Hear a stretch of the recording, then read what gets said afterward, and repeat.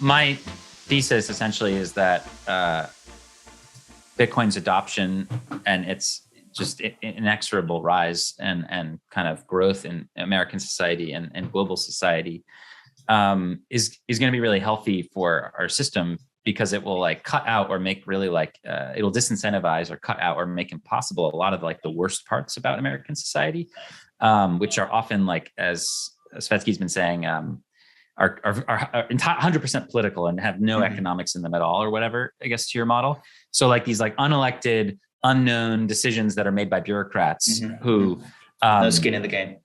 Yeah, like we're gonna fight this war in some other country, and like the average American has no idea that that's happening, but they're paying for it with their money. Like a lot of that stuff is gonna like the opportunity to do that sort of thing sort of shrinks a little bit, at least in my mind, in a Bitcoin standard, where there has to be a little more back and forth with the people who are giving you your money to go do stuff. Like if you're living in a Bitcoin standard in the future where there still is the dollar, but the dollar's kind of necessarily kind of pegged to the amount of Bitcoin the government has, then where does the government get that Bitcoin? Well, it has to be more of like a taxation model.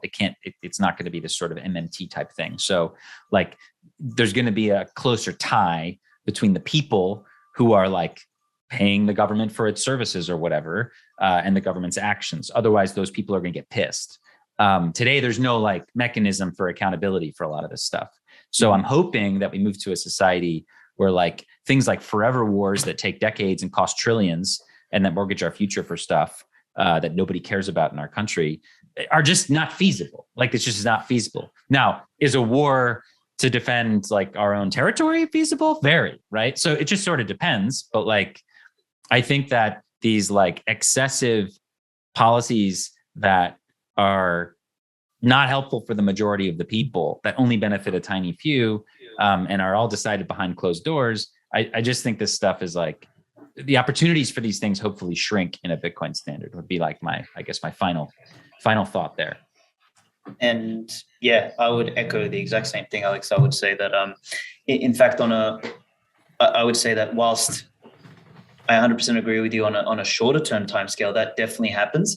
And what my hope is that on a longer term timescale, we actually move away from any sort of society in which, we are subjects of a nation state whom we are born into, that we pay taxes for. Like, the society starts to fragment, localize, and as I kind of said earlier, transforms into, some sort of patchwork of a million city-states who all decide in their own sort of way, like almost like, and maybe this will rub some people the wrong way, but it's almost like, a series of competitive dictatorships, in the sense that, I own a big chunk of land and I want to run it my way. And then I, either rent to others or whatever. And then I kind of run it as like a company, and I provide the products and services. I have a contractual relationship with everyone who lives there, et cetera. And I kind of run it like a CEO king sort of thing. And then the territory next to me, or maybe, 5, 6 territories down, they run it more like, a series of, private property enclaves, in which, they form an alliance for, border protection, et cetera. And they have some sort of common values and rules, et cetera. And you sort of end up getting this patchwork.